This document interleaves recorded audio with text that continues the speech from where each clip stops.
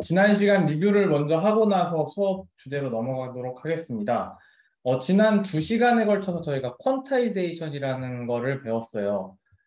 전반적으로 이제 딥러닝 경량화 파트로 넘어오게 된 건데, 딥러닝 경량화라는 것이 왜 화두가 되냐 하면, 사실은, 사실 요즘에 뭐 네이버도 그렇고, 뭐 여기저기서 카카오도 그렇고, 그냥 AI도 모자라서 하이퍼 스케일 AI를 논하고 있잖아요. 초거대 AI로 점점 커지는 추세가 한 방면으로 분명히 있거든요. 그 파트에서는 사람이 원래 했는데 AI가 못하던 것들을 계속 펑셔널리 못하던 것들을 할 수 있게 되고 또 못하던 것들을 할 수 있게 되고 그래서 그 노선에서 보여줘야 할 것은 인공지능이 이런 것도 하네? 라는 것. 원래 못할 줄 알았는데 잘 하네? 이런 거를 보여주는 노선이 있어요. 펑셔널리 점점 더 확장해 나가는 파트가 있고, 근데 그 반대급부에서는 인공지능이 할 수 있게 된 태스크 중에, 이거는 현실에서 돌리기에는 너무 이제 많은 컴퓨팅을 요구한다라는 그런 종류의 태스크들이 있을 거거든요. 그럼 그때부터는 효율성이라는 걸 따지게 됩니다. 항상 기술이 발전할 때 처음에는 펑셔널리 되냐, 어떤 기능이 되냐 안 되냐를 가지고 막 열심히 파다가 나중에 그 펑셔널한 게 되는 느낌이 들면 그 다음부터는 이제 얼마나 효율적으로 하느냐를 따지게 되는데 그 딥러닝 경량화도 자연스럽게 이전에 됐던 것들, 예를 들면 이미지넷 갖고 클래시피케이션 하는 거 아니면 오브젝트 디텍션 하는 거 이런 것들이 됐잖아요. 그리고 쓰이기 시작했잖아요. 그럼 이제는 얼마나 효율적으로 하느냐를 따지게 되는 파트에 진입하게 됩니다. 그리고 펑셔널리 되게 만드는 과정에서 정말 무지막지한 컴퓨팅 파워가 쓰이고 그게 환경에도 당연히 안 좋고 그리고 이제 딥러닝 연구가 대기업만 할 수 있는 연구가 되는 식으로 점점 부익부 빈익빈 시대로 접어들기도 하고 이런 게 다 좋은 건 아니기 때문에 경량화를 하는 것이 좋다. 그리고 경량화를 하게 되면 초거대 슈퍼컴퓨터 말고도 작은 컴퓨터에서도 이제 딥러닝이 들어가기 때문에 어베일러빌리티가 상당히 높아진다. 딥러닝 모델에 그런 게 좋다고 했습니다.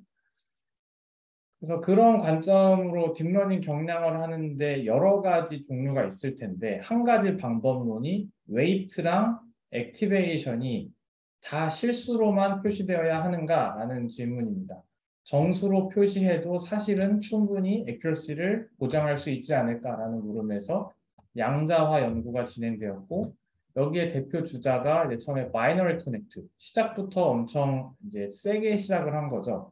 32비트로 표현된 실수였는데 이걸 아예 극단적으로 1비트로 바꿨을 때도 된다라는 거를 이제 보여줬습니다. 그리고 이제 이 바이너리 커넥트 할 때 이제 1비트 웨이트긴 한데 중간에 막 그레디언트를 업데이트하고 어쩌고 할 때는 이제 막 실수로도 업데이트를 했다가 나중에 뭐 다시 웨이트 그 바이너리 웨이트로 업데이트를 왔다 갔다 하는 거를 매 에포크마다 보여줬었죠. 왜냐하면 양자화를 먼저 진행했고 양자화에 따른 걸로 그레디언트를 구하지만 결국엔 나중에 리얼 밸류를 업데이트하는 그런 과정으로 계속 진행됐었거든요. 그래서 리얼 밸류가 업데이트 되면 다시 그 다음 에포크에서 양자화를 한 다음에 포워드 프로포게이션을 하고 그레디언트는 다시 양자화된 것에 대해서 구하고 그걸 바탕으로 다시 리얼 밸류를 업데이트하고 이거를 계속 사이클을 돌았던 게 바이너리 커넥트였습니다. 그 다음에 마이너라이즈드 뉴럴 네트워크는 한 단계 더 나아갔는데 웨이트만 양자화한 게 아니라 액티베이션까지 양자화할 수 있다라는 걸 밝힌 것이고요. 액티베이션을 양자화함에 따라서 발생한 새로운 챌린지가 뭐냐면 액티베이션은 결국 항상 넌리니어 펑션들, 액티베이션 펑션들을 거치게 되는데 이제 그 중간중간마다 요 양자와 함수가 들어간다는 거죠. 그러면 백프로포게이션을 하게 할 때 이 양자와 함수도 미분을 해야 되잖아요. 모든 함수는 중간중간에 미분을 해야 되는데 그래서 액티베이션 펑션 같은 것도 미분 잘 되게 하려고 미분 쉽게 하는 그런 멜로 함수 같은 것도 넣고 그랬었잖아요. 그런데 이 양자와 함수도 미분을 해야 결국 그레디언트가 앞에 땅까지 흘러갈 수가 있게 되는데 이게 너무 좀 이상한 함수다 보니까 양자가 계단처럼 이게 딱딱딱 꺾인 함수잖아요. 그래서 이거를 에스티메이션 하기 위해서 트레이스로 에스티메이터라는 좀 신기한 어떻게 보면 이상한 에스티메이터를 넣었습니다. 이거는 순전히 이제 휴리스틱과 가정에 의해서 만든 함수인데 이게 지금까지도 상당히 널리 쓰이고 있어서 좀 신기한 거죠. 이게 처음 등장한 건 ST라는 것이 좋다라고 주장하는 논문을 통해서 등장한 게 아니라 수업하는 와중에 등장한 거예요. 이런 걸 휴리스틱을 했더니 뭐 괜찮다라는 것이 수업 때 등장했는데 이게 논문에도 쓰이고 그리고 앞으로도 계속 널리 쓰이게 됩니다. 그 다음에 이제 엑스노얼넷인데 엑스노얼넷은 원비트가 물론 좋긴 하지만 복잡한 태스크를 위해 충분치는 않다라고 주장을 합니다. 예를 들면 이미지넷 클래시피케이션 같은 거 하는 복잡한 것에서는 충분치 않다.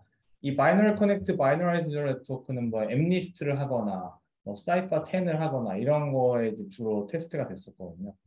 이미지넷으로 하려면은 원비트는 충분치 않아서 뭘 하냐면 부호를 나타내는데 원비트를 쓰긴 하는데 거기에 스케일링 팩터를 액티베이션에다가 또 웨이트에다가 넣어주는 그런 동작을 하게 됩니다. 이렇게 해서 좀 더 표현할 수 있는 범위를 넓혔습니다. 그래서 이제 비로소 예전에는 그냥 fully connected neural net을 주로 퀀타이즈를 했다면 여기서는 CNN을 퀀타이즈 했고 리얼 밸류로 뭐 웨이트, 그레디언트 다 업데이트 할 수 있게 됐는데 스트레이트 에스티메이터로 하게 되었습니다.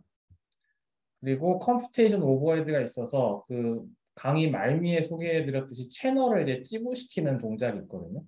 그러니까 채널을 계속 유지한 상태에서 모든 계산을 하는 게 아니라 채널을 미리 찌부시킨 다음에 이제 계산을 해 나가면 사실은 결과도 똑같은데 컴퓨테이션 오버헤드는 줄어드는 그런 트릭이 있었습니다. 다음에 바로 지난 시간에 소개해드렸던 게 자, 웨이트도 정수인 거 좋고 액티베이션도 정수인 거 좋은데 걔네들이 정수라고 모든 연산 과정이 다 정수라는 보장은 또 없어요. 그런데 이제 모든 연산에서 실수가 단 1%도 개입 안 하게 만들어야 그 정수만으로 돌아가는 가속기, 인공지능 가속기에 이런 네트워크를 돌릴 수 있게 되는 거거든요. 그래서 완전 풀 퀀타이제이션을 하는 기법이 2018년에 개발이 되었죠. 그럼으로써 이때부터 이제 딥뉴럴넷이 정수 기반으로 동작하는 인베디드 하드웨어에서도 동작할 수 있게 됩니다. 이때 이제 퀀타이제이션 된 두 밸류 인풋을 가지고 퀀타이제이션 된 아웃풋을 내기까지 중간에 막 컨볼루션을 거치고 막 이거 배치 노멀라이제이션 거치고 이런저런 레이어를 거칠 텐데 이 과정에서 정수로만 할 수 있도록 막 매핑하는 것들을 저희가 소개를 해드렸고요. 그리고 배치 노멀라이제이션 레이어가 폴딩 돼가지고 자연스럽게 없어지는 듯한 느낌을 또 받은 파트가 있었죠. 그 다음에 퀀타이제이션 어웨어 트레이닝도 가능한데 이때는 웨이트랑 퀀타이제이션 파라미터를 그 뭐냐 디스포넨셜 무빙 에버리지 같은 걸로 점점 이제 배워나가는 과정이 또 추가가 되었습니다.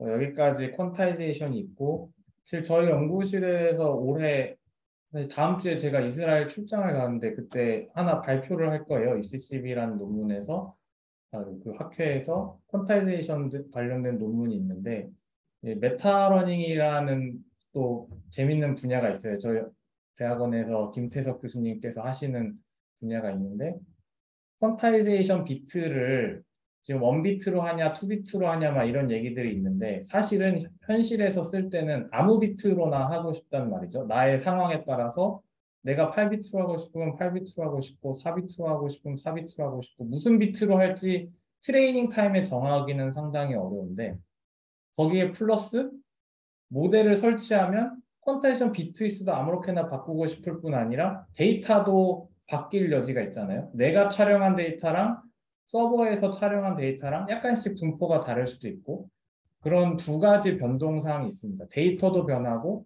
퀀타이제이션 비트 수도 변하고 그럼 그 두 개가 동시에 변함에 따라서 메타러닝을 적용하게 되면 사실은 서포트 할 수 있다. 예전에는 메타러닝이 데이터 바뀌는 것만 서포트 했었는데 퀀타이제이션 빅트위스가 같이 바뀌어도 서포트할 수 있다라는 이제 논문을 다음 주에 발표할 예정이고, 네, 이 분야는 저도 관심이 있는 분야입니다.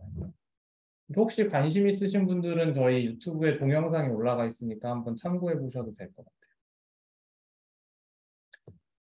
이제 이번 주 오늘 컨텐츠 DNN 프루닝입니다. 양자화가 아니라 가지치기로 넘어가도록 하겠습니다. 네.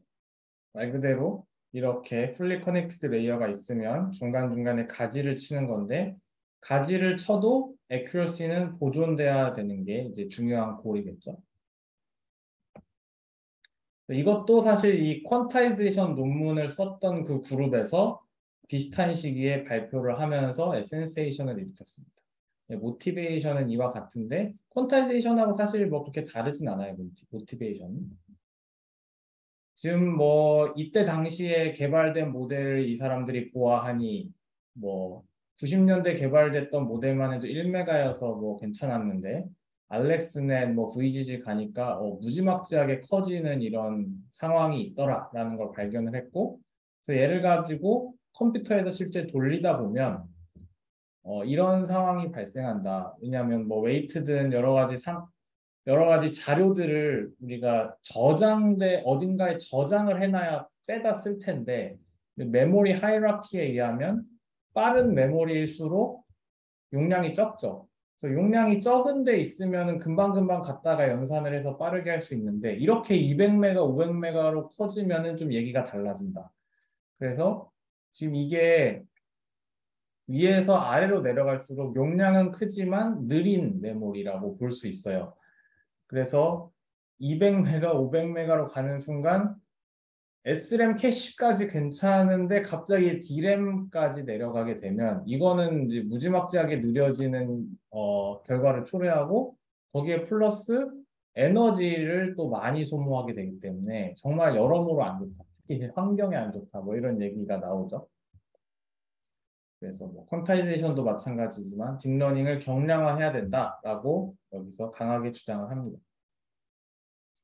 그럼 경량화를 어떻게 할래? 이 논문에서는 가지치기를 한다는 건데, 사실 방법이 엄청 간단해요. 그러니까 처음 딱 제시될 때 논문이 이론적으로 뭘 푼 게 아니라 휴리스틱하게 해봤는데 성능이 생각보다 괜찮았다. 이런 식의 논문을 썼거든요. 이 세 스텝을 반복하게 되는데, 첫 번째는 일단 학습을 합니다. 네, 프루닝 하지 말고 학습을 해요. 학습을 해서 열심히 하고, 그러다 보면 마지막에 웨이트 값들이 나오겠죠. 근데 그 웨이트에서 뭘 고려하냐면 웨이트의 절대값만 지금 관심합니다. 뭐 벡터 값 막 이런 게 아니라 절대값만 관심을 해요. 프로비니우스 놈 같은 게 되겠죠. 그래서 결국 여기서의 큰 가정은 웨이트의 절대값이 작으면 중요하지 않은 웨이트다라고 가정을 깝니다. 이 가정이 true이냐 false이냐는 사실은 증명되지 않은 거예요. 근데 그게 일단 크기가 중요하다라는 걸 가정으로 깔고 이 연구를 한 겁니다. 그래서 어떻게 하냐면 크기가 작은 커넥션을 자른다. 어느 정도 작은 거? 내가 어떤 임의의 스레시홀드를 잡아서 그거보다 작은 커넥션은 다 자른다. 사실 엄청 심플한 얘기죠. 그렇게 되면은 이제 무지막지하게 잘려 나가고 덴스 네트워크가 스파스 네트워크로 바뀝니다. 그럼 세 번째, 이렇게 잘라낸 상태에서는 사실 네트워크가 많은 정보를 잃어버렸잖아요. 작은 웨이트들이긴 하지만. 그래서 나머지 살아있는 웨이트들이 조금 더 튜닝이 되면 괜찮을 수 있을 것이다. 현재 이제 그 예전에 미니멀한 웨이트들이 담당했던 롤을 살아있는 웨이트들이 좀 더 파인 튜닝 됨으로써 또 같이 담당하면 좋을 것이다 라는 가정하에 다시 리트레이닝을 합니다.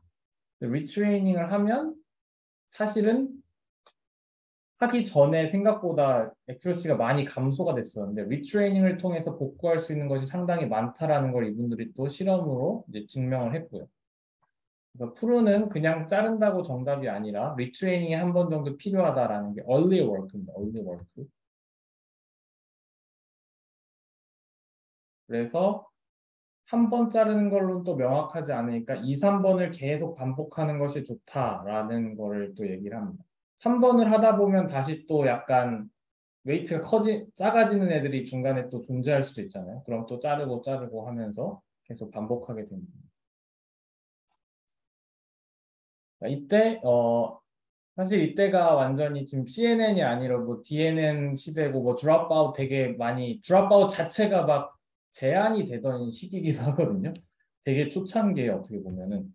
그래서 드롭아웃을 어떤 식으로 프루닝할 때 적용해야 되는가를 논문에 같이 써놓았는데 뭐 사실 드롭아웃이 커넥션의 일부를 임시로 없애는 거잖아요. 트레이닝 과정에서. 근데 프루닝을 하니까 이미 잘려 있으니까 이 프루닝을 고려하지 않고 드롭아웃을 계속 하게 되면 좀 이상해질 수 있을 것 같아요. 그래서 좀 컨시스턴트한 트레이닝을 위해서 이제 이런 식으로 합니다. 자, 일단 i번째 레이어의 노드가 n개고 ni개고 i-1번째 노드 개수가 n의 i-1이라고 할 때 결국 풀리 커넥트 레이어면은 두 개의 노드를 인풋 아웃풋 노드 수를 곱하면 커넥션 수가 되잖아요. 그래서 i번째로 들어가는 커넥션 수는 이 ni-1 곱하기 ni다라고 이렇게 모델링을 해놔요. 그리고 원래 오리지널 프루닝 하기 전 상태에서 이제 O가 오리지널이라는 뜻입니다. CIO계의 커넥션이 있었다. i번째 레이어에서. 근데 리트레이닝 하기 직전, 곧 프루닝한 이후에는 CIR계만큼 남아있다. 그러니까 CIO보다 CIR이 작겠죠. 그러니까 프루닝 된 후에 이만큼 남아있을 때 드롭아웃을 어떻게 할 겁니까? 라는 질문인데 되게 간단해요. 이미 가지가 쳐져 있으니까 드롭아웃 할 때 좀 덜 잘라야겠죠. 네, 이해가 가시죠? 원래 뭐 10개가 있어서 5개까지 자르는 게 드롭아웃이었다면 지금은 8개니까 드롭아웃 레이쇼가 8분의 5가 돼야겠죠. 10분의 5가 아니라. 그죠? 그런 식으로 바꾸는 겁니다. 그런데 여기에 루트가 쓰여져 있네요. 자, 일단 분모가 오리지널이고 분자가 자른 이후인 거는 이해가 가시죠? 원래 이렇게 많았는데 10개의 커넥션이 있었는데 5개밖에 안 되니까 좀 덜 자르겠다라는 뜻입니다. 원래 오리지널 드롭아웃 레이쇼가 이 정도였다면 이 자른 후의 레이쇼를 고려해서 좀 덜 자르자라는 얘기고 이만큼이 이제 IR이 최종적인 드롭아웃 레이쇼가 되겠습니다. 근데 왜 스퀘어 루트가 들어갔냐면 여기 보면 n이 2번 들어갔잖아요. 제곱이잖아요. 근데 드롭아웃은 커넥션을 자르는 게 아니라 사실 노드를 없애는 거기 때문에 이제 노드 차원으로 바꿔주기 위해서 여기 루트 스케일로 해서 맞춰주게 되는 겁니다. 자, 그 다음에 또 이분들이 긴 네트워크를 이렇게 프루닝을 하다 보니까 좀 위기에 봉착하게 된 것 같아요. 왜냐하면은 프루닝을 스레시홀드 이하 거를 다 자르다 보니까 너무 많이 없어지면 사실 그레디언트가 좀 흘러가야 되는데 끝까지 중간에 등선분서 너무 비어 있어서 그레디언트가 사라지는 문제가 있어가지고 CNN에서 컨브가 있고 플리 커넥티드 레이어, 컨브가 있고 플리 커넥티드 레이어가 있다면 그 중간중간에 이제 컨브를 픽스 시킨 다음에 풀리 커넥티드 레이어만 이제 그 다시 프루닝하고 리트레이닝 한다. 그럼 이제 컨브 레이어 쪽에는 가지가 유지되니까 거기에서 베니싱이 잘 안 되겠죠. 그 풀리 커넥티드 레이어 쪽만 트레이닝을 하고 그 다음에 거꾸로 컨브 레이어를 프루닝하고 리트레이닝 한다. 그 풀리 커넥티드 레이어는 유지한 상태에서 이렇게 좀 왔다 갔다 해줘야 트레이닝 할 때 좀 더 로버스트하게 된다라는 이제 얘기입니다. 그 다음에 원래 이 프루닝은 커넥션에 관련된 것인데 그렇지만 결론적으로는 노드도 없어지게 된다. 자연스럽게. 이게 무슨 얘기냐면 이건 약간 부산물 같은 거거든요. 우연히 자, 내가 노드가 있는데 예를 들면 나에게서 들어오는 아니면 나에게서 나가는 아웃풋들이 다 스레시홀드보다 작아서 아웃풋 커넥션들이 다 빵이 됐어요. 그래서 잘렸어요. 그럼 인풋 커넥션들은 아직 안 잘려 있는 상태긴 하지만 학습을 하고 그레디언트를 하는 와중에 그레디언트가 안 흘러가잖아요. 아웃풋이 다 빵이어가지고 안 흘러가다 보니까 인풋 쪽에 있는 커넥션들이 학습이 안 되는 거죠. 그러다 보면 이제 자연스럽게 없어지는데 왜 없어지냐면 regularization term에 의하면 그 그레디언트가 계속 작아지는 쪽으로만 훈련이 되잖아요. regularization 원래 그런 거니까. 그렇게 하다 보니 실제 웨이트 쪽은 그냥 놔둔 상태에서 이 regularization 텀만 남아가지고 계속 그냥 자연스럽게 빵으로 수렴하게 되는 상황이 되면 아웃풋이 일단 다 잘려버리면 인풋은 자연스럽게 나중에 빵이 되면서 이 노드 자체가 사라지는 결과물을 맺게 됩니다. 거꾸로도 마찬가지고 인풋이 없어지고 아웃풋이 살아남아 있을 때도 결국은 트레이닝하면서 아웃풋이 자연스럽게 사라져서 노드 자체가 없어지게 된다. 이런 부산물적인 효과가 있습니다.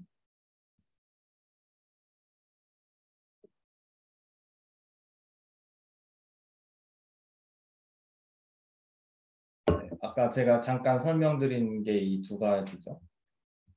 커넥션이 로스에 영향을 미치지 않기 때문에 그레디언트가 빵이다. 레귤라이제이션만 가지고 계속 점점점 줄어들게 된다. 자, 그럼 이렇게 해서 저희가 가지를 많이 쳐냈단 말이죠. 쳐냈는데 이 시점에서 한번 질문해 볼 것은 우리가 프루닝을 왜 했냐? 결국은 연산 속도를 빠르게 하기 위해서 혹은 이 웨이트를 저장하는 공간을 줄이기 위해서 그 두 가지죠. 스토리지를 적게 쓰고 그 다음에 연산 속도를 빠르게 하기 위해서. 근데 이렇게 듬성듬성 다 잘라놨고 보니까 문제가 발생했어요. 뭐냐면 이 웨이트 매트릭스가 이렇게 있었다 칩시다. 이게 지금 90개 매트릭스거든요. 하나, 둘, 셋, 넷, 다 이런 6개에다가 15개 칼럼이 있으니까 90개인데 중간중간에 빵이어도 빵이라는 밸류를 저장해야 돼요. 빵이라는 밸류를 저장해야 되고 어디가 빵인지도 몰라요. 그죠? 그래서 사람이 봤을 때는 대부분 빵이고 얘네들만 유효한 숫자니까 확 줄었겠네라고 생각하지만 컴퓨터 입장에서는 아닙니다. 0도 다 저장해야 돼요. 이 매트릭스를 통째로 저장해야 되니까. 그래서 생각보다 사람이 봤을 때는 되게 빨라질 것 같은데 실제 돌려보면 안 빠르다라는 문제가 있죠. 그럼 이제 뭘 해야 되냐면 이 매트릭스를 대부분이 빵이라는 가정하에 압축해야 됩니다. 압축해서 저장할 수 있어야 됩니다. 그죠? 이때 사실 또 이 비슷한 저자분들이 또 1년 후에 ICLR에 낸 논문인데 일단 어떤 식으로 압축을 하냐면 이렇게 대부분이 0이라는 가정하에 0이 아닌 밸류가 매트릭스에서 어느 위치에 있는지를 같이 인코딩을 해가지고 압축을 하게 됩니다. 그럼 나머지들은 다 이제 빵이라고 가정하는 거죠. 그래서 compressed 뭐 sparse row라는 포맷이 있고 또 sparse column이라는 포맷이 있는데 제가 원리는 다음 페이지에서 설명하고 여기서는 그것만 할게요. 결과만 알려드릴게요. 예를 들면 지금 0이 아닌 밸류들이 이렇게 있다. 이런 식으로 하나 벡터를 만들고 얘네들의 칼럼은 어디 있고 로우는 어디 있고 정도를 이제 리포트를 해가지고 압축을 하게 되면 사실은 이 벡터들이 가리키는 게 이 매트릭스예요. 정보를 하나도 잃지 않고 이렇게 다 표현할 수가 있습니다. 이렇게 되면 예전에 90개의 넘버가 필요했는데 지금은 23개의 넘버가 필요하고 이게 어떤 원리로 인덱스를 표시하는지 말씀을 드릴게요. 자, 그럼 이런 식으로 지금 아까 제가 말씀드린 게 생겼는데 자, 왼쪽 상단부터 시작합니다. 왼쪽 상단부터 하나하나씩 이제 밸류를 리포트하기 시작할 거예요. 자, 지금 로에 빵이라는 게 있잖아요. 로에 빵이라는 게 있고 이쪽으로 1, 3, 4 이렇게 갈수록 이게 무슨 뜻이냐면 점점점 accumulate 되는 겁니다. 로 인덱스가 빵이었는데 처음엔 빵으로 시작해요. 왜냐하면 0번째 로 전에는 아무것도 없었으니까. 근데 0번째 로우에서 만약에 엘리먼트가 하나가 있다. 그러면은 그 다음 로우로 넘어갈 때 이게 카운트가 하나가 생깁니다. 그래서 여기에서 카운트가 1이 됐다는 것은 제일 위에 로가 0이 아닌 밸류가 하나 있다는 뜻입니다. 그리고 그 밸류 하나가 결국 뭐냐면 순서대로 얘예요, 얘. 제일 앞에 있는 놈 하나가 로 0번에 있다라는 뜻이에요. 왜냐하면 0에서 1로 갔을 때 1이 카운트 됐고 걔가 얘예요. 자, 여기까지가 로우에 관련된 얘기. 칼럼 인덱스는 각 숫자별로 하나씩 제공됩니다. 각 숫자별로 하나씩 제공돼서 그냥 절대적인 그 칼럼 인덱스예요. 그래서 1.2에 대한 칼럼 인덱스는 빵입니다. 그래서 1.2의 위치는 0,0이 됩니다. 자, 그 다음에 어떻게 되냐면 1에서 그 다음 로로 갈 때 3으로 올라갔죠. 그 얘기는 로 1에서 엘리먼트가 2개 더 있다는 뜻입니다. 그러니까 2개가 다 로 인덱스가 1일 거란 뜻이에요. 그 2개가 뭐죠? 여기서 순서대로 보면 0.6, 3.4. 그러니까 얘네 2개는 로 인덱스가 1이에요. 그리고 칼럼 인덱스는 여기 다 표시돼 있죠. 3,4, 3, 4. 그러면은 자연스럽게 얘네 2개는 로 인덱스는 여기서 정해진 거고 1로 그 다음에 칼럼 인덱스는 3, 4로 여기서 explicitly 주어졌습니다. 자, 그럼 그 다음에 3에서 4로 넘어갔다는 건 로 2번에 엘리먼트가 하나 있다는 뜻이에요. 하나 있다는 뜻이죠. 그 하나가 3.0이겠죠.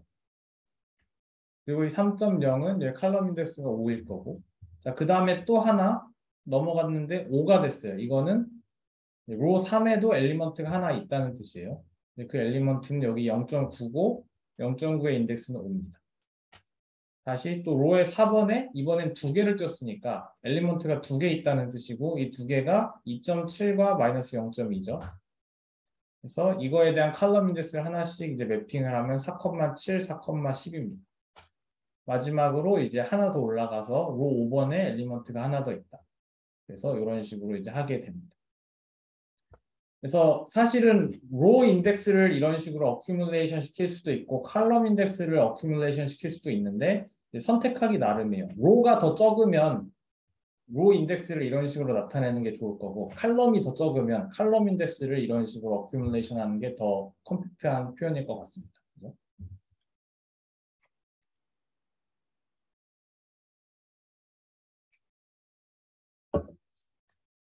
네. 자, 그러면은 그 다음인데 자, 이렇게 나름 압축을 하긴 했어요. 나름 압축을 하긴 했는데 이 칼럼 인덱스가 약간 또 걸리는 거예요. 왜냐하면 절대 칼럼을 다 나타내기로 했잖아요.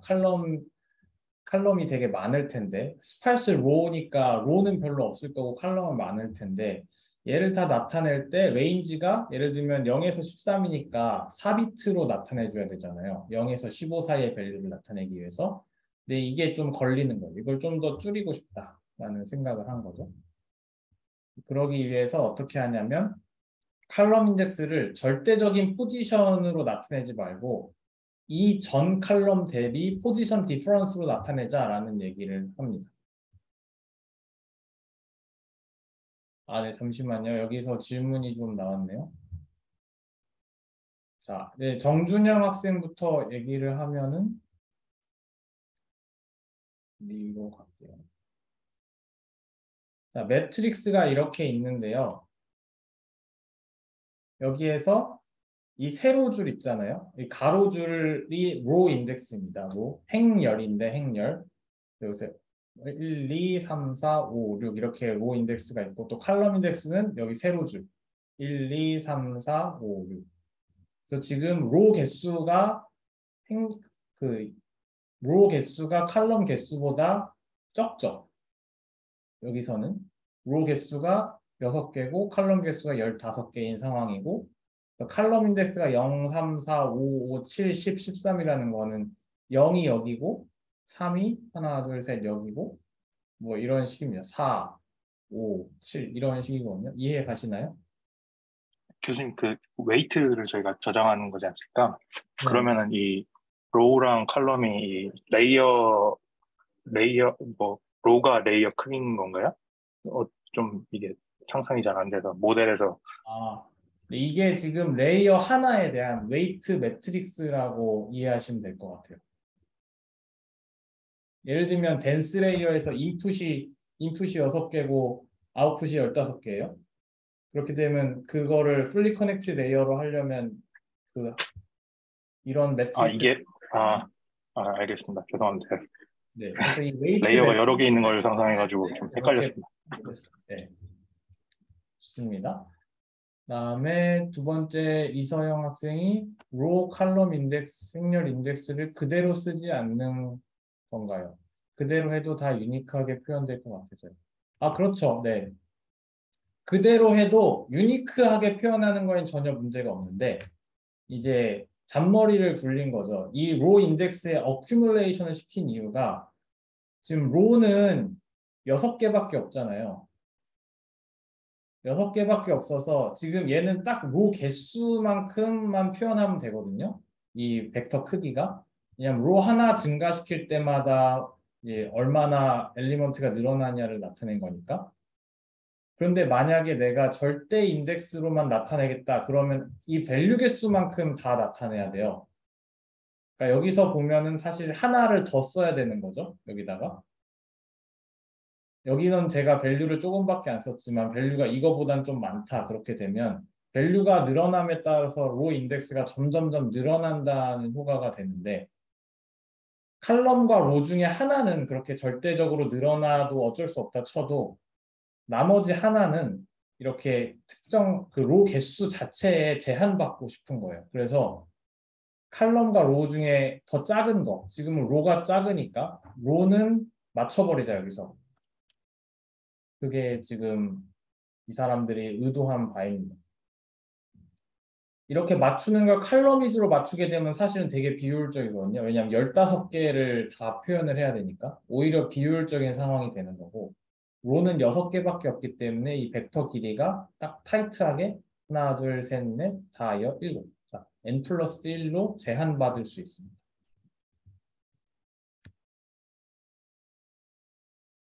네.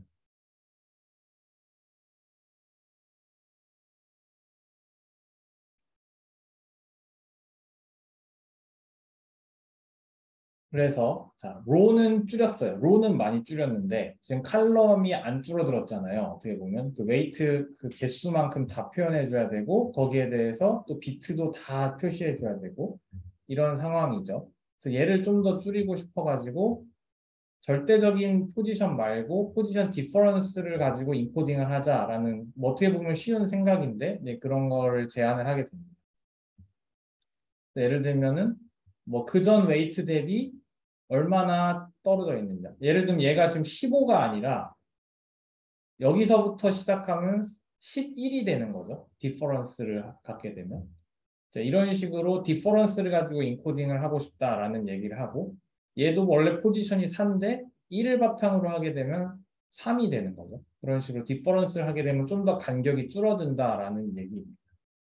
근데 이때 디퍼런스를 표현하려고 해도 사실 지금 11이면 꽤 커요. 원래 뭐 비트를 줄이고 싶었는데 11이라고 하면 꽤 크거든요. 그럴 경우엔 중간에 이렇게 빵을 임의로 집어넣어 가지고 필러를 넣어주면 4비트에서 2비트로 줄이는데 별 문제가 없다라는 얘기입니다. 그래서 지금 이렇게 디퍼런스 위주로 되어 있습니다. 0, 3, 3대 3과 4의 차이 1, 4와 5의 차이 1, 그다음에 5와 5의 차이 빵, 뭐 이런 식으로 지금 인코딩을 해놓은 상황입니다. 그러면 지금 2비트로만 표현해도 충분히 표현할 수 있겠네요. 그리하여 이밸류에이션을 합니다. 당연히 좋겠죠. 좋으니까 논문이 나왔을 거고 이거 엄청나게 많이 사이테이션 됐습니다. 이 당시에 이제 되게 유명한 알렉스넷 VGG 정도 시대거든요. 이 시대는. 알렉스넷을 가지고 이제 트레이닝을 했다. 근데 좀 재밌는 게 이제 이니셜 트레이닝 할 때 75시간 걸렸는데 프루닝을 일단 하고 나니까 이제 어떻게 되냐면 일종의 트랜스퍼 러닝 같이 되는 건데 네트워크가 바뀐 상황에서 파인 튜닝을 해야 되는 거잖아요. 그래서 러닝 레이트를 100분의 1로 줄여야지 좀 말이 되는 트레이닝이 된다라는 거. 그렇게 하다 보니까 네, 배보다 배꼽이 더 커지는 상황이 될 수도 있죠.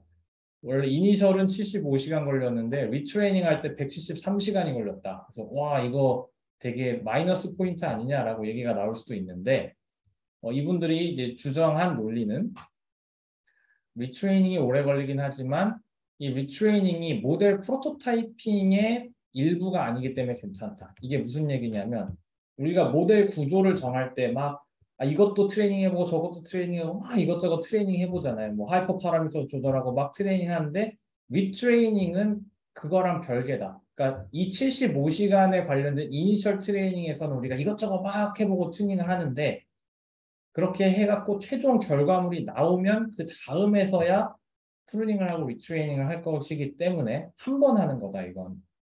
이 75시간짜리 이니셜 트레이닝은 여러 번 하는 거에서 사실 되게 오래 걸릴 수도 있는데 지금 75시간이 결론적인 얘기지 실제로 프로토타이핑 할 때는 75 곱하기 뭐 10이 될지 100이 될지 알 수가 없죠. 여러 번 시도해야 되니까.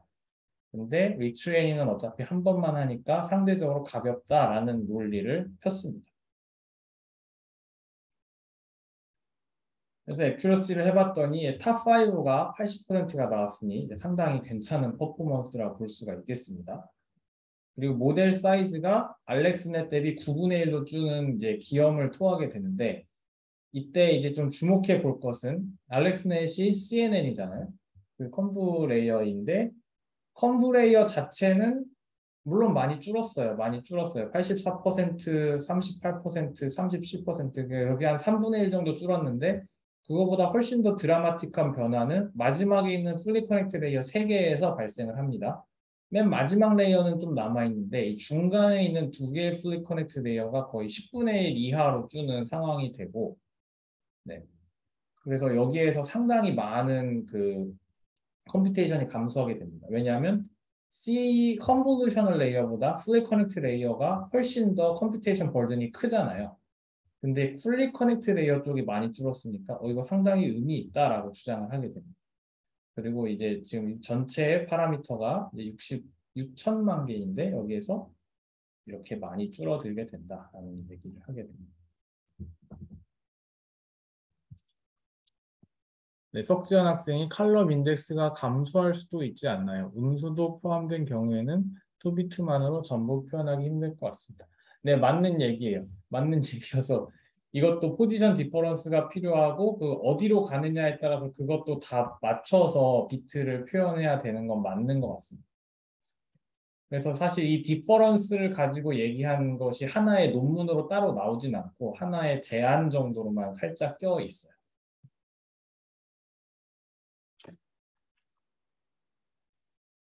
네. 어쨌든 여기 웨이트가 10분의 1 정도 줄고 플러스가 3분의 1 정도 줄고 아주 이제 좋아진 상황을 목격을 하고 그 다음으로 넘어가도록 하겠습니다. VGG도 해봤다. VGG도 해봤는데 해보니 모델 사이즈가 12분의 1로 줄었다. 네, 엄청나게 많이 줄었죠. 근데 여기서도 뭐 비슷한 얘기가 있을 수 있는데 이제 웨이트가 뭐 컨브레이어도 많이 줄었지만 풀리 커넥트 레이어 마지막 빼고 이 중간에 있는 풀리 커넥트 레이어가 4% 빼고 다 잘랐다. 사실 엄청나게 많이 자른 거죠. 이런 효과가 있습니다. 근데 이 논문에 액큐러시가 리포트가 안 돼서 이걸 어떻게 받아들여야 되나 생각을 하게 되더라고요. 뭐 줄였는데 어쩌라는 말인가. 근데 잘 나왔겠죠. 네, 어쨌든 그렇습니다. 그다음에 이제 리트레이닝에 관련된 얘기를 좀 더 증명을 해야겠죠. 여기 지금 몇 가지가 있는데 봅시다. 보라색은 자, 레귤라이제이션을 한다. 근데 리트레이닝 없이 한다. 그다음에 그러니까 전반적으로 이 점선인 리트레이닝을 안 한 거예요. 그러니까 원타임 프루닝이죠. 프루닝하고 끝낸다. 그다음에 이 실선은 프루닝을 한 다음에 한 번 리트레이닝을 하자라는 거고 한 번 리트레이닝을 하자. 그다음에 이 빨간 선은 리트레이닝과 프루닝을 몇 번 반복하자라는 얘기인데 당연히 점선이 안 좋고 그 다음에 실선이 좋고 그 다음에 빨간색이 제일 좋고 이런 순으로 돼야 될 것 같아요. X축이 얼마나 많은 파라미터를 없앴냐 이고 그러니까 정확도가 점점점 낮아져야겠죠. 가면 갈수록. 그래서 얼마나 버티냐 이 선이 얼마나 높은 데서 버티냐를 관건으로 보시게 되면 점선이 못 버티고 먼저 사라지는 걸 확인할 수가 있고, L2가 더 안 좋고, 그다음에 L1이 좀 더 버티는 걸 볼 수 있고, 그다음에 실선이 이제 조금 더 버티다가 한 80% 수준부터 액큐러시가 드랍되는 걸 볼 수가 있습니다. 그런데 이터레이티브 하게 되면 상당히 많이 잘라도 버틴다라는 거를 이 사람들이 실험으로 증명을 했습니다. 그 다음에 이제 이렇게 많이 줄었는데 그럼 실제 웨이트 분포는 어떻게 되는가를 이제 찍어봤어요. 프루닝 전과 후에 대해서.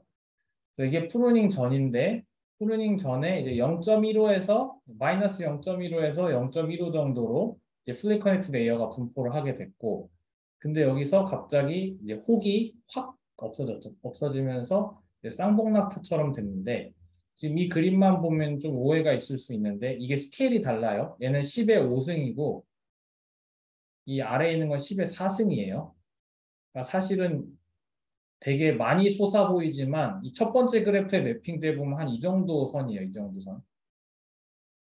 그거는 이제 오해가 없으셔야 될 것 같고, 그리고 여기에 작은 웨이트들이 싹 다 잘려 나가면서 이 레인지가 조금 더 늘어납니다.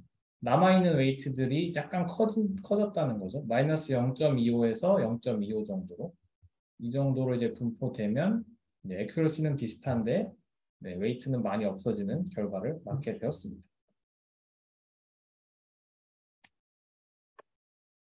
자, 이것이 이제 되게 기념비적인 프루닝에 대한 워크였고, 자, 두 번째로 넘어가면 방금 우리가 맨 마지막에 확인한 것이 프루닝과 리트레이닝을 반복하는, 아이터레이티브하게 반복하는 것이 성능이 더 좋다라는 걸 얘기했잖아요. 그럼 이왕 이것이 좋다는 걸 확인한 김에 이 아이터레이션 자체에 좀 포커스를 맞춰서 어떻게 이펙티브하게 아이터레이티브 프루닝을 할 수 있을 거냐라는 거를 좀 판 논문이 있는데, 그게 2017년에 나왔습니다. gradual pruning이죠. iterative pruning이 뭐 사실 다르게 말하면 gradual pruning이라고 할 수 있겠습니다. 한 번에 다 자르지 말고 조금씩 조금씩 눈치 보면서 다시 파인 튜닝 해나가면서 조금씩 조금씩 더 잘라 나가는 거예요.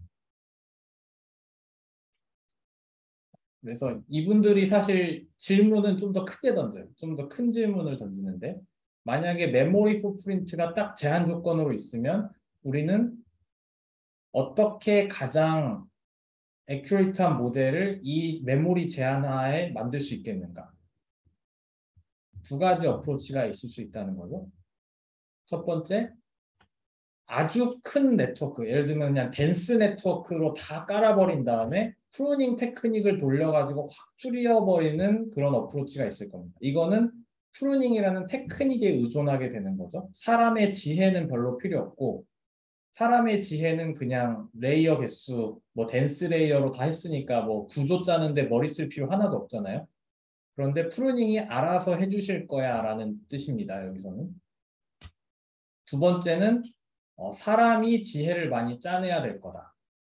예를 들면 뭐 레즈넷 같이 무거운 쪽으로 가다가 나중에 뭐 모바일 랩, 뎁스와이즈 컨브를 개발했습니다. 아니면 뭐 레지듀얼 블락을 개발해서 인버스로 틀었습니다. 모바일 랩 버전 2가 나왔습니다. 뭐 이런 식으로 구조를 직관하에 막 제안하는 그런 논문들이 또 많았잖아요.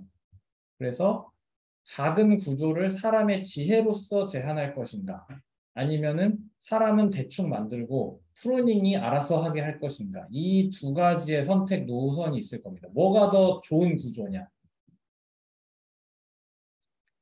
그래서 이거를 이 사람이 그래주얼 프루닝을 통해서 한번 실험해 보고자 했다라고, 화두는 상당히 크지만 까놓고 보면 프루닝 연구였던 그런 논문입니다.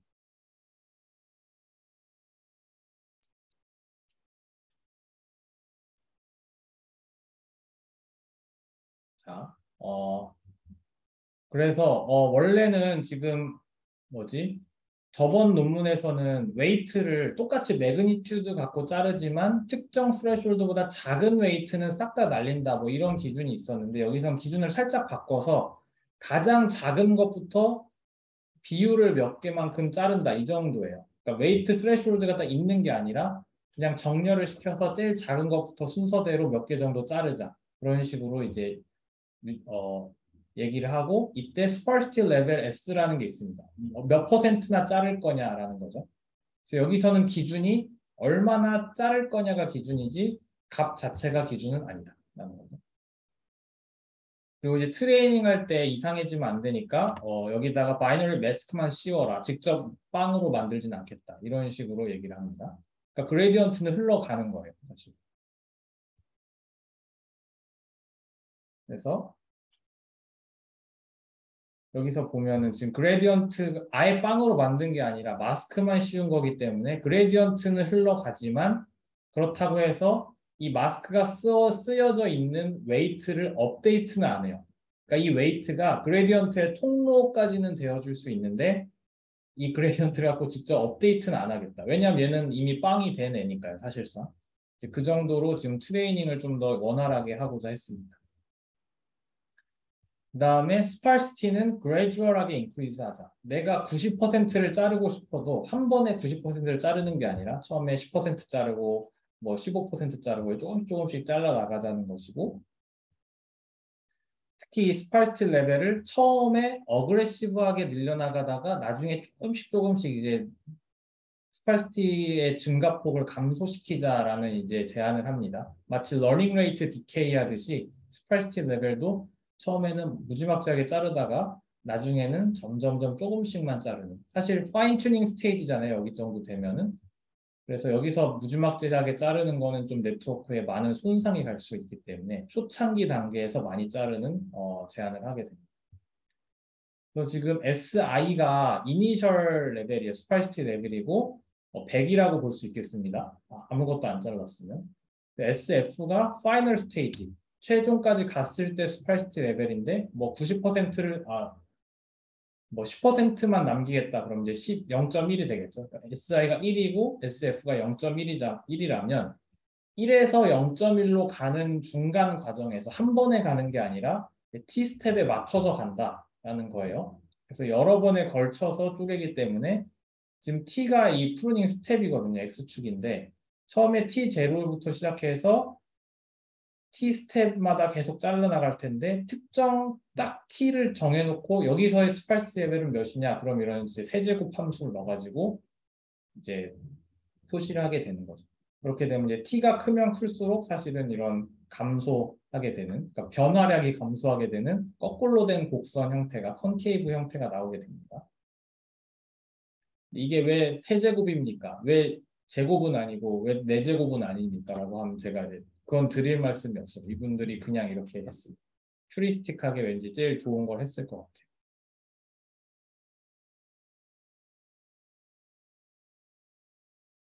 네, 뭐 이런 식입니다. 일단 100% 네트워크를 SI가 이제 1이니까 다 트레이닝을 하고 T스텝 동안 트레이닝을 하고 그다음에 T스텝이 지난 이후에 그러니까 에포크라고 볼 수 있겠어요. T스텝이 지난 이후에 첫 번째 프루닝을 한번 네트워크를 흔들어준다. 원래 처음부터 끝까지 쫙 뭐 100의 포크를 돌릴 동안 그냥 트레이닝하는 게 일반적인데 얘는 이 트레이닝을 하는 와중에 중간중간마다 네트워크가 바뀌게 되는 거예요. 델타 T 있다가 첫 번째 프루닝을 하는데 여기에서 정해진 스파이시티 레벨만큼 프루닝을 하고 또 델타 T 있다가 두 번째 프루닝을 하고 그래서 총 N번 프루닝 하면 끝나는 거예요. 지금 100번째 스텝까지 가는 동안 N번 프루닝을 하고 이게 여기 스케일링 팩터로 N이 들어가게 된 겁니다. 그래서 100에서 10%까지 줄이는데 N만큼 나눠서 프루닝 하자라는 뜻입니다. 그리고 아까 말씀드렸듯이 처음에는 어그레시브하게 확 프루닝을 하다가 나중엔 점차적으로 간이 작아지는 그런 상황을 볼 수 있습니다. 그리고 하이퍼 파라미터 관련된 얘기들이 있는데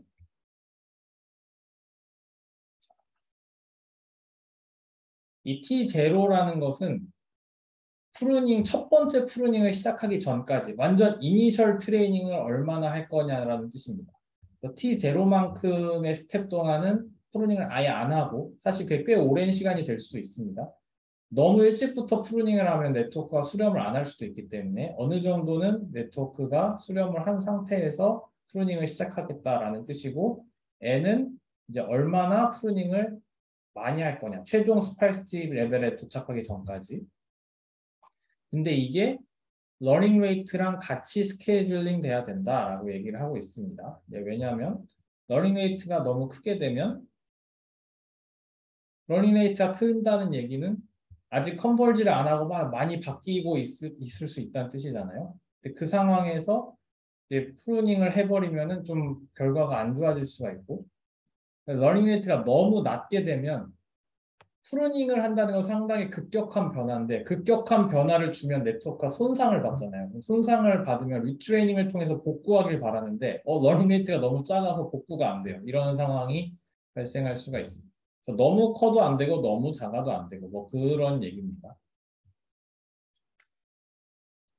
이거를 인셉션에다가 적용을 해봤다고 합니다. 이게 사실 좀 재밌는 결과물이 될 텐데,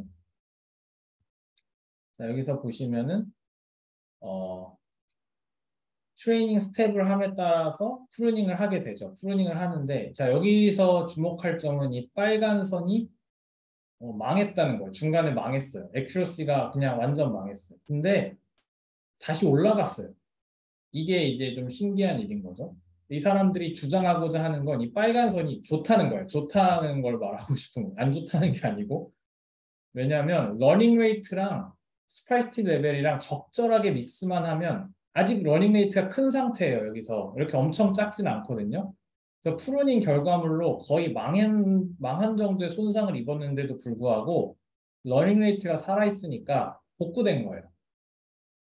그래서 러닝 레이트가 적절하게 세팅이 돼 있으면 프루닝으로 손상을 줘도 이렇게 금방 복구가 되는 멋있는 상황이 벌어진다. 그래서 결론적으로 이 빨간색이 가장 많이 자른 거잖아요. 가장 많이 자른 건데도 액큐러시가 손상이 안 된 거죠. 결론적으로 보면. 이게 이제 이분들이 주장하고 싶어 하는 겁니다. 50% 잘랐을 때는 계속 손상이 없고 75% 잘랐을 때 약간 손상이 있고 87.5% 잘랐을 때 완전 망하는 수준인데 러닝 레이트가 크면 괜찮다라는 얘기를 하는 겁니다. 그리고 이제 뭐 스파이시티 레벨이 이런 식으로 점점 그래주얼하게 늘어나고 있는 거를 이제 보게 된 거고요. 그러니까 지금 이거랑 매치시키면 뭘 볼 수 있는 거냐면요. 프루닝이 결국 딱 여기서만 일어나도록 지금 이분들이 세팅을 해놓은 거예요. 이 중간 단계에서만. 왜냐하면 스파이시티 레벨이 여기까지는 빵이잖아요. 여기까지는 프루닝이 없었고 여기서 여기 한 0.7 정도 되는 수준까지 스파이시티 레벨이 올라가죠. 그러니까 프루닝이 이 사이에서만 일어났고 그 다음부터는 계속 이제 파인 튜닝만 한 거예요. 이런 스텝인데 이제 프루닝 할 때 이렇게 망해도 되는. 프루닝하는 중간에는 사실은 뭐 액큐러시가 올라가지 않은 거예요. 이 네트워크는. 근데 프루닝이 다 끝난 상태에서 트레이닝을 계속 하니까 확 복구가 되는 걸 목격하실 수가 있습니다. 그다음에 퍼포먼스 쪽인데 퍼포먼스는 그래서 이제 정답을 제시해야 되잖아요. 풀리 커넥트 레이어를 대충 크게 만들고 아니면 뭐 옛날 모델들, 뭐 VGG, 뭐 인셉션 이런 큰 모델들을 바탕으로 프루닝을 적용하는 게 더 좋을 거냐, 아니면 모바일넷 같이 좀 멋있게 만든 네트워크가 더 좋을 거냐라는 얘기를 해봐야겠죠.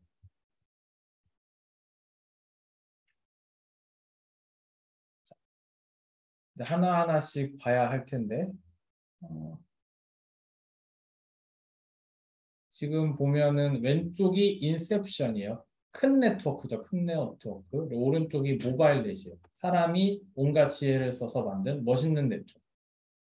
그래서 얘는 스몰 댄스고 얘는 라지 스파이스가 될 텐데 자 스파이시티 레벨을 막 조정해 갖고 하니까 얘가 지금 뭐 어떻게 되죠? 한 3점 제일 많이 잘랐을 때를 보면은 3.3메가만 남아있는 상황이고 근데 탑 액큐러시가 74.6%, 탑 5가 92.5% 상당히 괜찮은 결과물을 나왔습니다.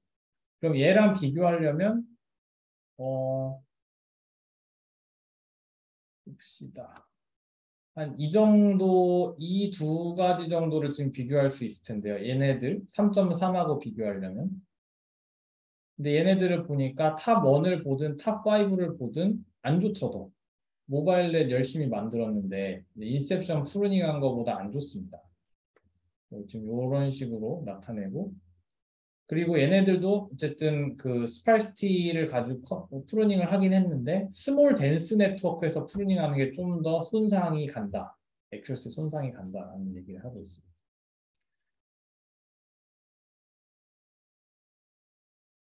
그 다음에 이제 모바일 내부에서도 한번 비교를 해볼게요. 모바일 내부에서도 이 위스 멀티플라이어라는 게 있어서 스케일링을 조절한다 그랬잖아요.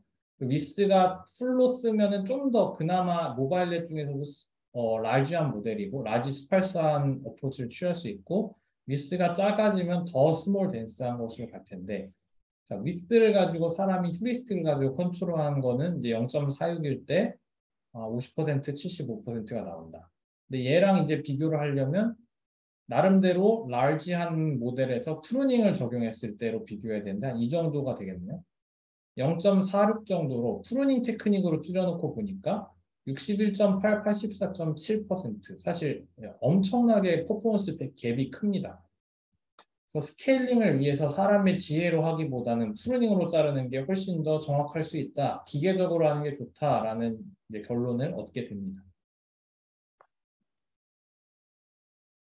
임플리케이션이죠. 이제 이게 무엇을 시사하느냐? 네트워크 구조 측면에서 시사하는 바가 있는데 리서처들은 아주 많은 DNN 아키텍처들을 개발해 왔어요. 얘를 좀 더 스몰하게 만들고 액큐레이트하게 하고 되게 멋있는 아이디어들을 내왔단 말이죠. 그런데 large하고 redundant한 모델을 가지고 그냥 프루닝을 돌려보는 게 사람이 열심히 디자인한 컴팩트한 네트워크보다 좋을 수도 있다라는 결론이 지금 나온 거예요. 그렇죠? 자, 그래서 이제 지금 무엇이 진짜 괜찮은 뉴럴 네트워크 구조이냐에 대해서는 사실 계속 연구가 진행되고 있죠. 뭐 뉴럴 아키텍처 설치라는 기법도 있고 프루닝도 나중에 제가 소개해드리겠지만 아키텍처 서치 관점에서 좀 더 써보자라는 얘기가 있습니다. 그리고 이제 프루닝 테크닉이 텐서플로 라이트에도 좀 탑재가 되어 있고 여러분들이 실습을 통해서 그냥 한번 돌려보는 정도의 경험을 할 수가 있습니다.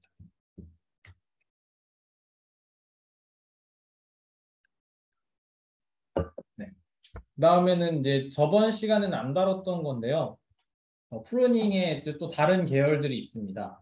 스트럭처드 프루닝이라는 게 있는데 뭐냐면 웨이트 매트릭스를 막 여기저기 듬성듬성 사람이 예측할 수 없는 것에 구멍을 내는 것이 아니라 로면 로를 싹 다 날려버리고 칼럼이면 칼럼을 싹 다 날려버리고 이게 뭔가 구조화시켜서 그룹화시켜서 통으로 날려버리자. 그런 어프로치가 좀 더 구조화된 프루닝 계열이라고 볼 수 있습니다.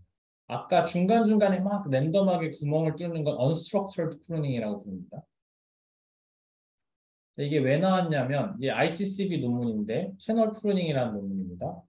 지금 여기에 있는 걸 보죠. 지금 이게 with 1, 2, 3 뭐 이게 무슨 얘기냐면 이 가로줄이 이제 채널 개수라고 봅시다. 채널이 3개인 상황이에요. 채널이 3개인 상황이고 채널이 3개인 상황인데 이렇게 레이어를 3개를 통과시키는 어떤 네트워크라고 봅시다. 얘를 프루닝을 하는데 unstructured pruning은 이런 거잖아요. 막 여기저기 다 엮여 있는데 어디가 잘릴지 모른다. 이게 unstructured pruning이고 근데 얘는 당연히 모양이 안 예쁘겠죠. 여기저기 어디가 구멍 났는지 알 수가 없다. 그래서 위치도 다 알려줘야 된다. 이 얘기는 결국 구현할 때 아주 싫을 것이다. 언스트럭처드 상태로 프루닝을 다 해놨는데 그걸 이제 나중에 구현을 해갖고 쓰려면 아주 짜증이 날 수가 있고 그다음에 하드웨어가 돌릴 때 힘들어합니다. GPU나 CPU나 이제 데이터가 들어가고 어떤 구조화돼서 들어간 상태에서 프로세싱을 할 텐데 이때 딱 예쁘게 매트릭스 형태로 들어가야 되거든요. 그럼 행열 이렇게 일렬로 들어가게 될 텐데 행열이 그냥 통으로 날아가면 그냥 인풋 사이즈가 줄어든 걸로 인지할 수가 있는데 통으로 날아가지 않고 중간중간에 구멍이 뚫려 있으면 이 하드웨어가 너무 짜증이 날 거예요. 왜냐하면 구조는 바뀌지 않았잖아요. 그래서 인풋 사이즈가 사실 바뀌지 않은 형태가 될 거기 때문에 힘듭니다. 그래서 이제 이 사람들이 얘기하는 게 그냥 채널을 통으로 날려버리자. 그러면 그냥 심플하게 이렇게 인풋이 줄어드는 형태가 되잖아요. 그러면 하드웨어가 너무너무 좋아할 거다라는 얘기입니다. 그래서 지금 컨브레이어를 이제 예를 들어 설명을 하면 여기 지금 인풋 피처 맵이 있고 아웃풋 피처 맵이 있습니다. 그리고 이게 지금 컨브 필터예요. 근데 이 가로줄이 채널 개수입니다. 그래서 C개의 채널이 있었는데 이제 필터 N개를 통과시키면 이제 N개의 채널로 바뀌게 되는 상황이고요. 그리고 여기에 있는 게 뭐 커널 하이트 위스만큼 이렇게 피처 맵을 보게 되겠죠. 근데 이제 이만큼의 채널을 통으로 날리고 싶은 거예요. 지금 잘라내는 채널 이만큼을 날리고 필터에서도 이만큼을 날리고 싶은 겁니다. 근데 이때 문제 세팅이 중요한데 어떤 기준으로 날릴 거냐. 아까까지 봤던 건 다 웨이트가 작으면 날린다였잖아요. 매그니튜드 베이스인데 여기서는 그렇게 매그니튜드 베이스로 하면 위험하다라는 얘기를 해요. 왜냐하면 채널을 통으로 날리는 건 사실 상당히 민감한 작업인데 웨이트가 작다고 통으로 채널을 날려버리면 왜냐하면 채널의 모든 웨이트가 작진 않을 거잖아요. 평균적으로 다른 채널보다 이 채널의 웨이트가 작긴 해도 그 와중에 큰 웨이트도 있을 수 있잖아요. 지금 일일이 개별적인 웨이트를 자르는 게 아니라 통으로 날리는 거기 때문에 상당히 위험합니다. 그래서 하고 싶은 게 뭐냐면 이 아웃풋을 변화를 덜 시키는 하에서 그러니까 프루닝 전에 어떤 아웃풋이 나왔을 텐데 프루닝 후에도 아웃풋에 변화를 안 주는 상태로 최대한 자르고 싶어 합니다. explicitly 아웃풋을 고려를 해버리는 겁니다. 얘 크기를 고려하는 게 아니라 아웃풋이 기존 대비 많이 변했는가를 고려하면서 문제 세팅을 하게 되고요.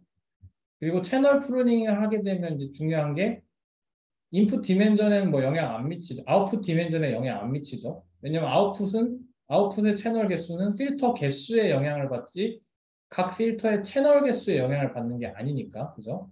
그래서 아웃풋 디멘전은 그대로 유지될 수 있고요. 그리고 우린 사실 이 레이어 B와 C 사이 레이어만 생각하면서 프루닝을 했는데 또 부산물로 어떤 일이 발생하냐면 여기 지금 채널이 몇 개가 날아갔다는 것은 여기 인풋에서도 날아갔다는 것이고 인풋 채널이 예를 들면 2개가 줄었다. 이 얘기는 얘를 아웃풋으로 내는 그 전 레이어에서 필터 2개가 통으로 없어져도 상관없다라는 뜻입니다. 맞죠? 그래서 나는 이쪽을 생각하면서 프루닝을 했는데 사실 레이어가 하나 더 앞으로 가게 되면 필터가 없어지는 효과도 나온다라는 얘기입니다. 근데 챌린지는 아까 말씀드렸듯이 채널을 통으로 날리는 거는 아주 그 다음 레이어에 대한 변화를 많이 가져올 수 있습니다. 그래서 어떤 채널이 진짜 중요하고 날려도 되는지에 대해서 아주 케어풀한 어널리시스가 필요한데 어널리시스가 너무 케어풀하면 어느 세월에 이걸 다 매저하고 앉아 있겠어요. 그래서 심플하기도 해야 되는데 정확하기도 해야 된다는 챌린지가 있습니다. 이분들이 어프로치로 가져온 거는 인퍼런스 타임에 할 수 있는 간단한 채널 프루닝. 그러니까 트레이닝 타임에 하는 게 아니라 이니셜 모델 다 트레이닝 해놓고 마지막 인퍼런스 할 때 정말 간단하게 쉽게 프루닝 할 수 있는 기법을 제안을 합니다. 그리고 아까 말씀드렸듯이 X라는 인풋이 W라는 웨이트를 가지고 Y라는 아웃풋을 도출했을 때 이 W를 잘라내는 기준은 Y가 기존에 비해 덜 변하도록 하게 됩니다. 그러니까 웨이트 베이스드가 아니라 아웃풋을 explicitly 따로 고려를 해서 프루닝을 하는 것이고요. 이거를 리니어 리그레이션 문제로 매핑할 수가 있습니다. 왜냐하면 사실 액티베이션 펑션이 있는데 이 사이에는 없어요. Y까지 도출하고 여기서 액티베이션 펑션이 있거든요. X랑 Y의 관계는 완전히 리니어입니다. 그래서 얘에서 Y의 변화를 최소화하도록 W를 없애는 리니어 리그레이션 문제를 이제 포뮬레이션 하게 되죠.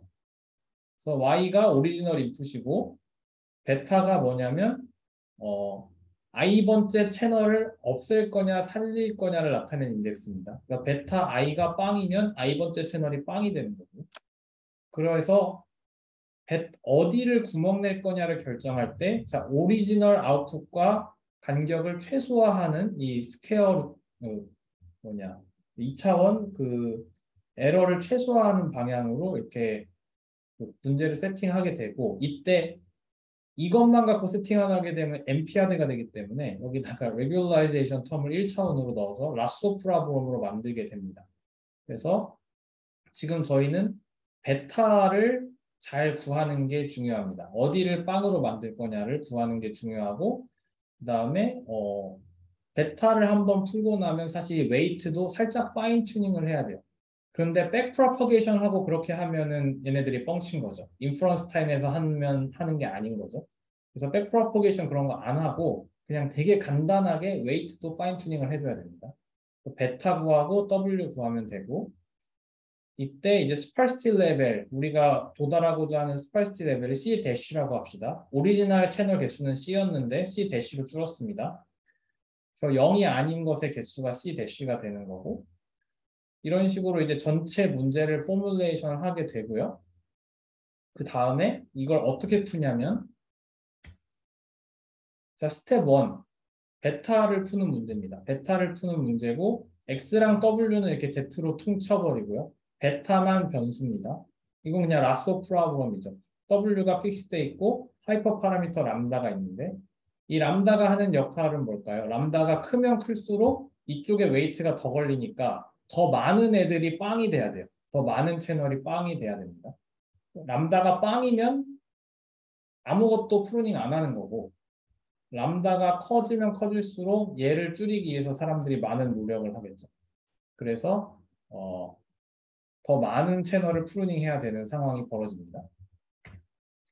스텝 2는 베타가 이제 픽스 되고 이제 W를 이제 옵티마이징 시켜야 되죠. 얘를 최소화하기 위해서.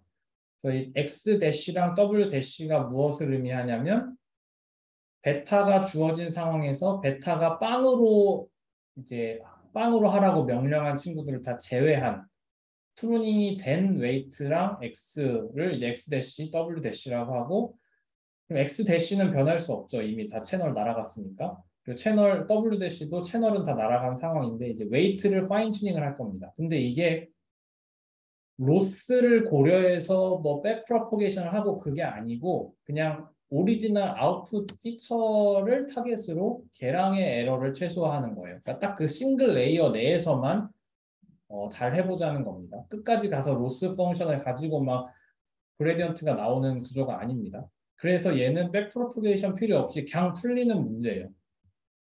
그냥 쉽게 풀리는 문제가 되었습니다. 얘도 마찬가지고. 그래서 전체 알고리즘은 자 W라는 웨이트를 트레이닝을 합니다. 처음에 람다가 빵인 상태로 프루닝을 안 하겠다는 뜻이죠. 그래서 이 상태로 트레이닝을 하다가 스텝 1을 수행하죠. 스텝 1을 수행하는데 람다를 gradually increase 하면서 스파이시티 레벨을 맞춰가는 거고요. 그러다가 이제 최종 C-에 이르게 됩니다. 그럼 스텝 1을 끝내고 스텝 2를 하게 되죠. 스텝 2는 한 번 하면 됩니다. 그래서 웨이트를 그 잘린 상황에서 약간 파인 튜닝을 해주게 되고 원래는 스텝 1과 스텝 2를 이제 왔다 갔다 반복하는 걸 이 사람들이 제안을 하다가 아 이거 좀 오래 걸린다 싶어서 스텝 2는 한 번만 하고 스텝 1을 반복적으로 해서 끝내자라고 이제 최종적인 제안을 만들게 되었습니다. 여기서 이제 주목할 점은 다시 말씀드리지만 매그니튜드를 베이스로 그냥 자른 게 아니다. 그거는 너무 휴리스틱하다라는 얘기를 한 거죠. 그리고 그렇다고 또 최종 로스 펑션을 고려해가지고 트레이닝을 하자니 이건 너무 복잡하고 이도 저도 아닌 중간 상태 딱 리니어한 X와 Y의 매핑만 딱 잘라내서 Y를 변화시키지 않는 하에서 W를 최대한 트레이닝 해보자. 근데 이게 결국 리니어 리그레이션 문제로 퉁쳐지는 아주 좋은 상황이 발생한 겁니다. 얘도 지금 한 2,000번 넘게 사이테이션이 되었습니다. 네, 석지원 학생이 채널 프루닝을 진행하면서 파인 튜닝도 함께 진행하는 거예요. 이게 아까 말씀드린 거긴 한데 원래는 프루닝과 파인 튜닝을 같이 하도록 오리지널 프로포절이 있었고요. 그러니까 스텝 1 한 번 하고 스텝 2 한 번 하고 그 다음에 다시 람다 증가시켜서 스텝 1 한 번 하고 스텝 2 한 번 하고 이런 식으로 돌리다가 이거 너무 좀 쓸데없다.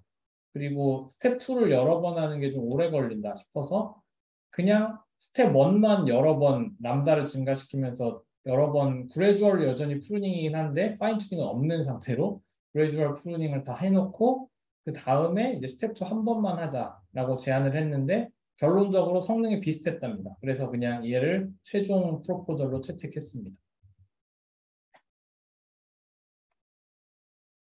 그 다음에 이제 또 질문이 이렇게 아름다운 그냥 컨브레이어 하나는 리니어 매핑으로 잘 되는데 우리가 자주 쓰는 건 사실 매즈넷 같은 거잖아요. 모바일넷도 그렇고 어딜 가든 뭐가 등장하냐면 이 스킵 커넥션이라는 친구가 등장하게 될 겁니다.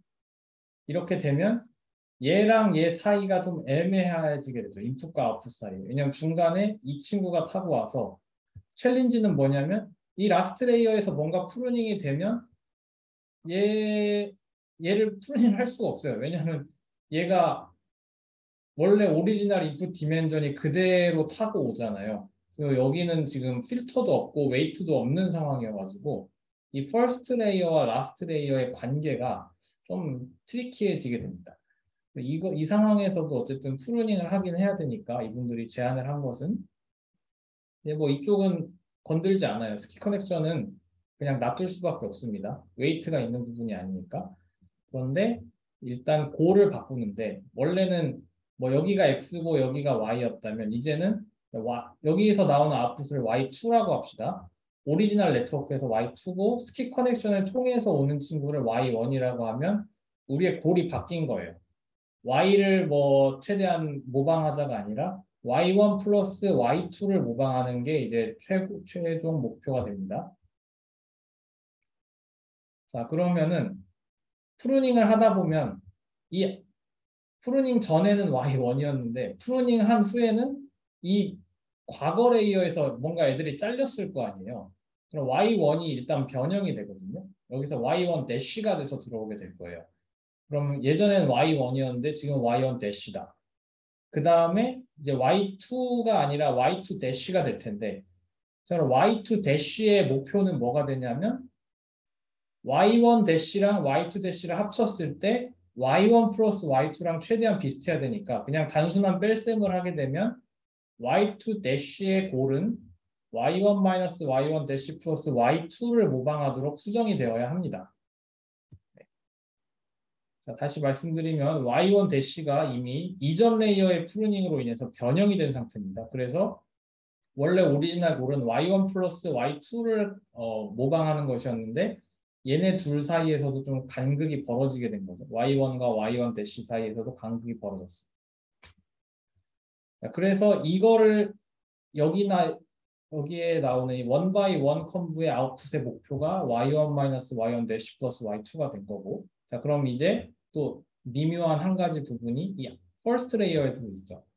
퍼스트 레이어에서 이 스킵 커넥션 들어가기 전에 뭔가 변형되면 애매하게 됩니다. 그래서 스킵 커넥션으로 보낼 건 보내버리고 보내버린 후에 그냥 여기서 샘플링을 해가지고 억지로 줄여놓은 상태에서 이제 웨이트를 파인 튜닝 하겠다고 이 사람들이 전략을 정하게 됩니다. 그래서 자, 이 스킵 커넥션 쪽은 그대로 두는데 자, 여기서만 살짝 웨이트 채널이 줄어든다. 그리고 아웃풋 레이어 골이 좀 바뀌었다. 이 두 가지 튜닝을 통해서 이제 레즈넷 같은 스킵 커넥션 있는 구조에서도 프루닝을 할 수 있게 되었습니다. 그리고 더 어드밴스된 토픽들이 있어요. 프루닝이 진짜 핫한 토픽 중에 하나이기 때문에 여러 가지 것들이 있는데 일단 하나는 여전히 이 내가 자르는 이 웨이트가 진짜 잘라도 되는 웨이트인지에 대한 확신을 갖고 싶은 거예요. 사실 진짜 옵티멀하게 보면은 내가 이 웨이트를 자름으로써 최종 레이어까지 거친 로스가 변화가 안 되는 게 사실 가장 이상적인 거고요. 근데 그 최종 레이어까지 고려하려다 보면 너무 컴플렉시티가 크니까 여기에서 타협점이 좀 필요한 거죠. 그래서 지금 원래 웨이트 크기만 보다가 그거보다 한 단계 더 나아가는 게 이 웨이트가 잘림으로써 나의 전 레이어와 나의 후 레이어가 어떤 식으로 영향을 받게 되느냐. 그러니까 네이버링 레이어까지 고려한 상태에서 이제 어떻게 자를지를 결정하는 게 이제 2020년에 논문에 나왔고요. 그다음에 또 다이나믹 프루닝이라는 것이 있는데 프루닝을 다 했다고 이것이 모든 인풋에 대해서 최적은 아닐 수도 있으니 좀 더 극단적인 프루닝을 하는 거죠. 상당히 유동적인 프루닝을 하게 되는 건데 인풋이 뭐가 들어오냐에 따라서 테스트 타임에서 그 인풋을 순식간에 분석을 해가지고 그 인풋에 최적화되게끔 최대한 많이 자릅니다.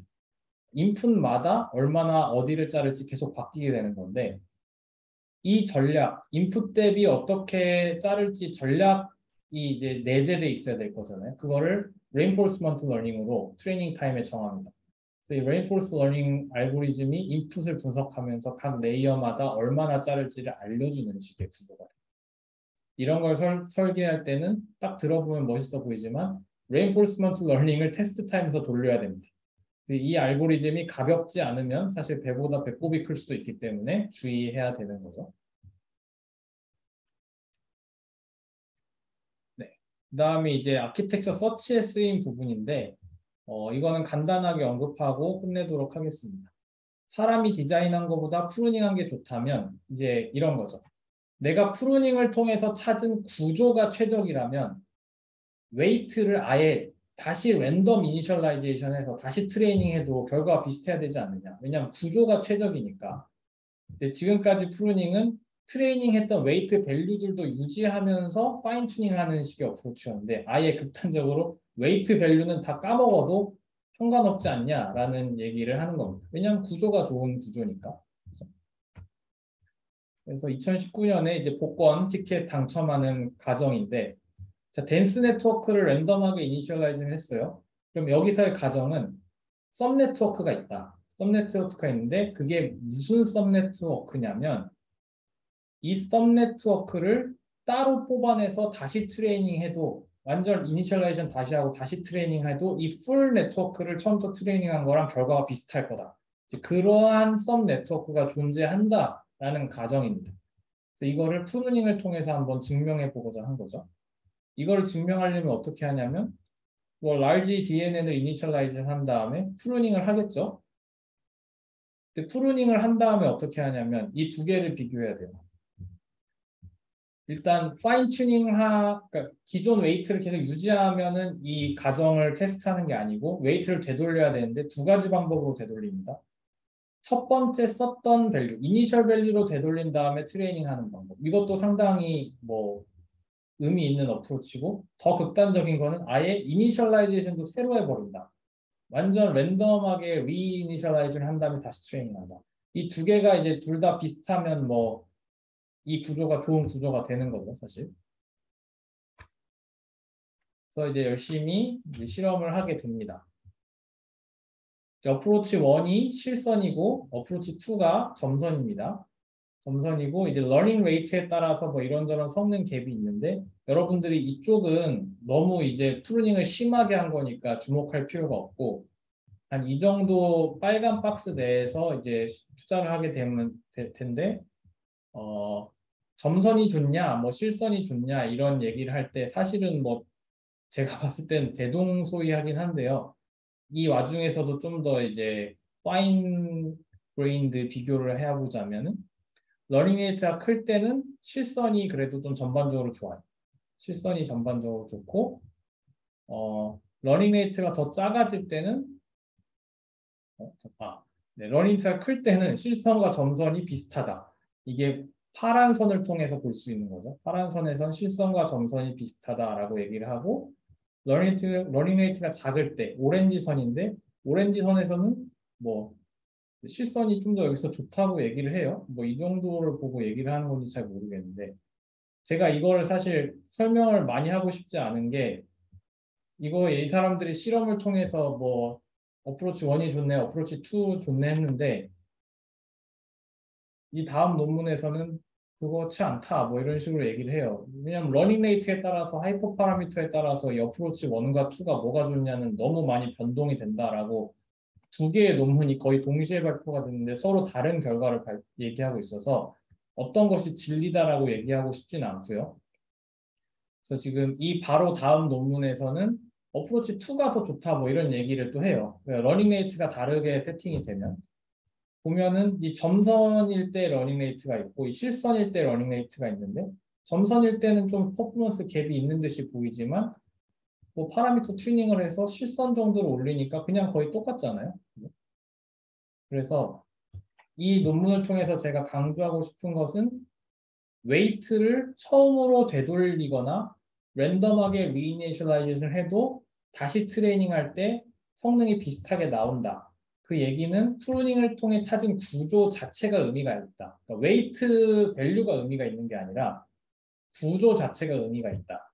그러므로 뉴럴 아키텍처 설치에 프루닝이 사용될 수 있는 가능성이 있다가 이제 핵심 포인트고 그중에 뭐 세부적으로 원래 썼던 웨이트로 되돌릴 겁니까? 랜덤하게 다시 이니셜라이제이션 할 겁니까? 이거는 약간 갑론을박입니다. 이 정도로 마무리를 사실 하고 싶습니다. 세세하게 얘기를 해봤자 다 서로 뒤집고 서로 다른 얘기를 하기 때문에 별로 의미가 없는 것 같습니다. 네, 그래서 중요한 것은 프루닝이 아키텍처 서치에 쓰일 여지가 있다라는 것입니다. 이 정도로 하고 뉴럴 아키텍처 서치가 또 하나 방면이 있는데 그건 진짜 복잡하고 이 프루닝이 좀 더 간결한 서치 방법이 될 수도 있다는 거죠. 근데 뭐가 더 좋을지는 해봐야 아는 것 같습니다. 오늘은 여기까지 하면 될 것 같고 질문이 혹시 있으시면 하셔도 되는데 일단 저희 중요한 거는 목요일에 발표 준비를 해주시고 목요일에 조편성을 마무리를 해야 된다는 점 그게 제일 중요하고요. 그 다음에 다음 주에는 실습 주간입니다. 그래서 조교님이 같이 실습을 하게 될 거고 동영상만 하는 게 아니라 실제 수업을 하게 되니까 또 출석을 잘 고려를 해주시고 그 다음 주에는 knowledge distllation이라는 또 다른 종류의 경량화 기법을 다루도록 하겠습니다. 수고 많으셨습니다.